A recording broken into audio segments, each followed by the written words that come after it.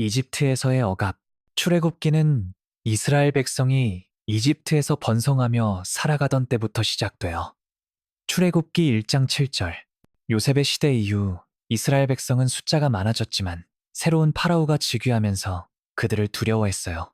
이스라엘 자손이 너무 많으니 억압해야 한다고 결정한 파라오는 그들을 노예로 삼아 혹독한 노동을 시켰죠. 출애굽기 1장 9절 11절. 이스라엘 백성은 진흙 벽돌을 만들고 피라미드와 같은 거대한 건축물을 짓는 일을 강제로 해야 했어요. 파라오는 더 나아가 히브리 산파들에게 갓 태어난 히브리 남자 아기를 모두 죽이라고 명령했지만 산파들은 하나님을 두려워하여 이를 거부했어요. 출애굽기 1장 15절 17절. 결국 파라오는 모든 히브리 남자 아기를 나일강에 던지라고 명령했죠. 출애굽기 1장 22절. 이런 억압 속에서 이스라엘 백성은 고통 속에 하나님께 부르짖었어요.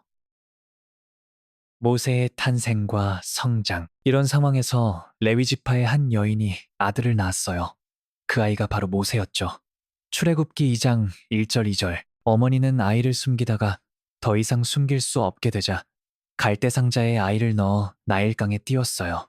출애굽기 2장 3절. 파라오의 딸이 나일강에서 목욕하던 중 이 상자를 발견하고 아이를 불쌍히 여겨 데려가 자신의 아들로 삼았어요. 출애굽기 2장 5절, 6절. 모세라는 이름은 물에서 건졌다는 뜻이에요. 출애굽기 2장 10절. 모세는 파라오의 궁에서 왕자로 자랐지만 자신의 히브리 혈통을 잊지 않았죠. 어느 날 이집트인이 히브리인을 학대하는 것을 본 모세는 분노하여 그 이집트인을 죽이고 모래 속에 숨겼어요. 출애굽기 2장 11절, 12절. 이 일이 발각되자 모세는 미디안으로 도망쳤고 그곳에서 목자로 살며 가정을 꾸렸어요. 출애굽기 2장 15절, 22절. 하나님의 부르심. 불타는 떨기나무. 모세가 미디안에서 양을 치던 중 호렙산에서 놀라운 광경을 보았어요. 떨기나무가 불타고 있었지만 타지 않았죠. 출애굽기 3장 2절.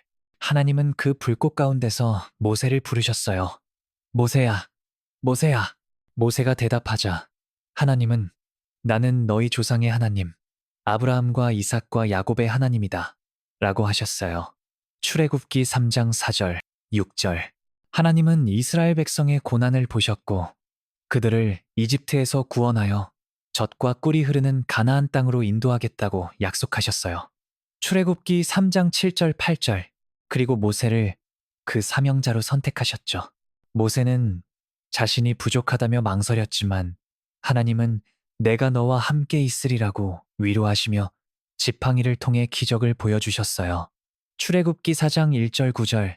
모세는 결국 하나님의 부르심을 받아 이집트로 돌아갔어요.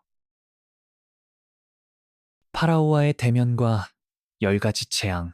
모세는 형 아론과 함께 파라오 앞에 나아가 이스라엘의 하나님 여호와께서 말씀하시되 내 백성을 보내라 고 전했어요. 출애굽기 5장 1절.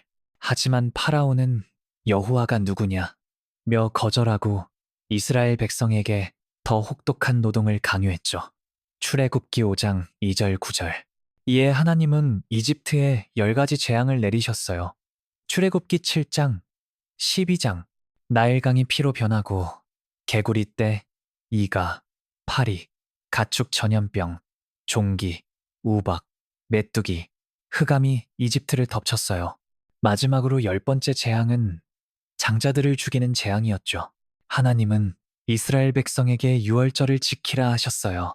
어린 양의 피를 문설주에 바르면 재앙이 그 집을 넘어간다고 하셨죠. 출애굽기 12장 7절 13절. 그 밤 이집트의 모든 장자가 죽었고 파라오의 아들까지 잃은 이집트는 큰 비탄에 빠졌어요. 출애굽기 12장 29절 30절. 마침내 파라오는 이스라엘 백성을 내보냈어요. 출애굽기 12장 31절 32절.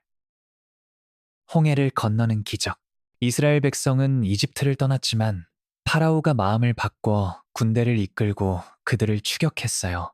출애굽기 14장 5절 9절. 홍해 앞에 다다른 이스라엘 백성은 앞에는 바다, 뒤에는 이집트 군대가 다가오자 두려움에 떨었어요. 출애굽기 14장 10절. 모세는 백성에게 두려워하지 말라. 여호와께서 구원하실 것이다. 라고 외쳤죠. 출애굽기 14장 13절. 하나님은 모세에게 지팡이를 받아 위로 내밀라고 하셨어요. 그러자 강한 동풍이 밤새 불어 바다를 갈라놓았고 이스라엘 백성은 마른 땅 위로 홍해를 건넜어요. 출애굽기 14장 21절, 22절. 이집트 군대가 그 뒤를 쫓아왔지만 바닷물이 다시 합쳐지며 그들을 모두 삼켰어요. 출애굽기 14장 27절, 28절. 이스라엘 백성은 구원받은 기쁨으로 하나님을 찬양하며 모세와 미리암이 이끄는 승리의 노래를 불렀어요. 출애굽기 15장 1절, 21절. 이야기의 여운과 의미. 출애굽기는 단순한 탈출 이야기가 아니에요. 하나님의 구원과 권능, 그리고 백성에 대한 언약을 보여주는 연이에요. 6월절은 예수님의 희생을 예표하며 홍해를 건너는 기적은 하나님의 구원의 상징으로 해석돼요. 이스라엘 백성은 이 사건을 통해 하나님의 신실하심을 경험했고 이후 시내산에서 십계명을 받으며 하나님의 백성으로 새롭게 거듭났죠. 출애굽기 19장이 10장. 출애굽기는 오늘날까지 믿음의 여정과 해방의 상징으로 많은 이들에게 영감을 주고 있어요.